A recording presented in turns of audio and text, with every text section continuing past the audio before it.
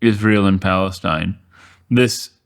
I'm not asking this question to be provocative, but do you view what happened and is happening in Gaza as a genocide, and why?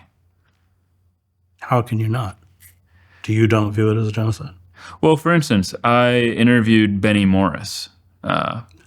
And Benny Morris lives in Israel. If Benny Morris called it a genocide, he wouldn't be living in Israel like Elon Pape or Avi Shalom or all the other Israeli historians who do call it a genocide. Benny Morris is a great scholar, and his book, Perfect Victims, he did groundbreaking work on 1948.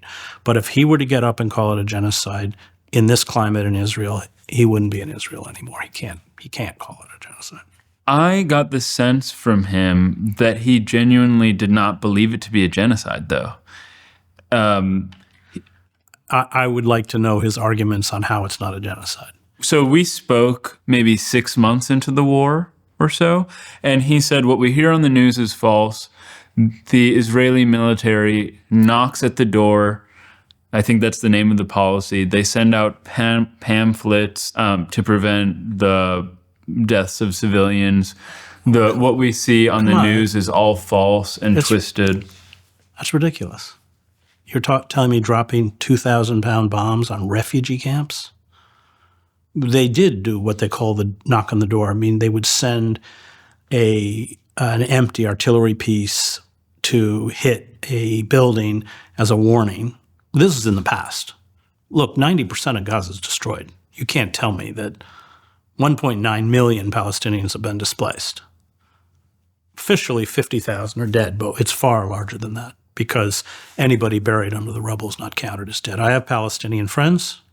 They have families that were killed. They're not even counted on the list of the dead. I mean, the numbers are probably, I would guess, a couple 100,000 at least dead.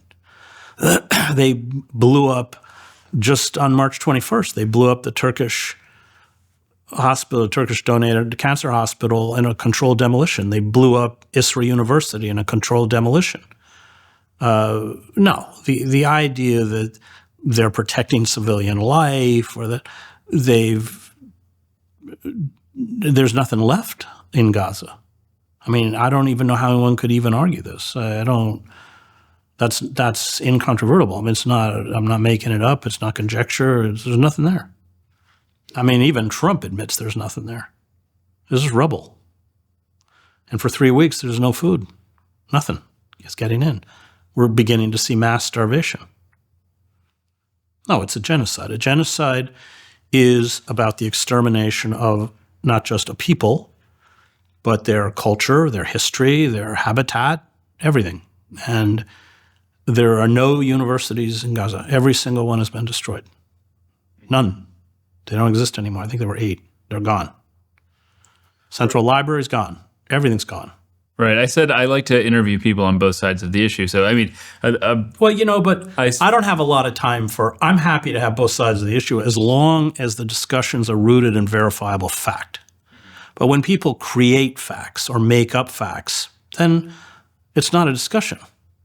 At least have your discussion rooted in reality. And that narrative is not rooted in reality.